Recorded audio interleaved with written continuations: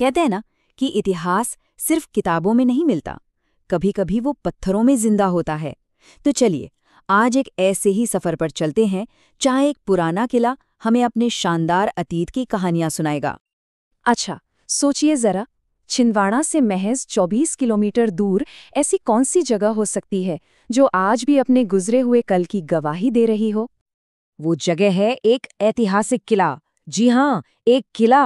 और इसकी दीवारें वो सदियों पुरानी कहानियां कहती हैं, एक ऐसे साम्राज्य की जिसने इस पूरे इलाके पर अपनी एक ऐसी छाप छोड़ी जो आज तक मिटी नहीं है।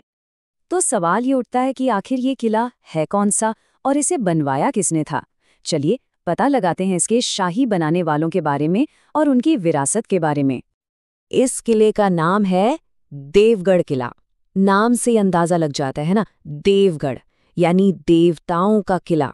और वाकई उस जमाने में ये इलाका शक्ति और आस्था दोनों का एक बहुत बड़ा केंद्र हुआ करता था। तो इसे बनवाया किसने? इसे बनवाया था गोंड राजाओं ने। गोंड राजा जो उस दौर में इस इलाके के सबसे ताकतवर शासकों में गिने जाते थे। और वो सिर्फ अपनी ताकत के लिए ही नहीं, बल्कि अपनी कमाल की कला और वास्तुकला के लिए भी मशहूर थे। और ये किला बना था 15वीं शताब्दी में। सोचिए, ये वो समय था जब गोंड साम्राज्य अपने पीक पर था, अपने चरम पर। और ये किला उनकी ताकत और उनकी शान और शौकत का जीता जागता सबूत है। पर रुकिए, देवगढ़ की असली कहानी सिर्फ इसकी ऊंची ऊंची दीवारों तक ही सीमित नहीं है।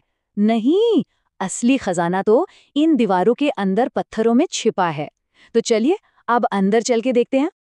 तो आखिर है क्या इन दीवारों के अंदर? देवगढ़ किले ने ऐसा क्या संभाल कर रखा है? कौन से राज हैं जो इन पत्थरों में आज भी दफन हैं? अंदर मिलती हैं प्राचीन मूर्तियां और ऐतिहासिक शिलालेख। और ये सिर्फ पत्थर के टुकड़े नहीं हैं। नहीं, ये तो उस जमाने के समाज, उनकी कला, उनके विश्वास, इन सब की जीती जागती गवाही हैं। ये वो चीजें हैं जो हमें सीधा उस गुजरे हुए कल से जोड़ देती हैं। और शायद इसीलिए जो एक्सपर्ट्स हैं वो इसे देवगढ़ के गौरवशाली अतीत की एक झलक कहते हैं, क्योंकि ये कलाकृतियां देखकर ऐसा लगता है मानो हम उस दौर की महानता को अपनी आंखों से देख रहे हो। तो आखिर में एक सवाल उठता है, देवगढ़ जैसे इतिहास के ये जो खामोश पहरेदार हैं, ये हमें सिखाते क्या है? जब कोई इन पत्थरों को छूता है तो क्या वो सिर्फ एक पुरानी इमारत को देख रहा होता है, या फिर एक पूरी की पूरी सभ्यता की आवाज को सुन रहा होता है? सोचने वाली बात है ना।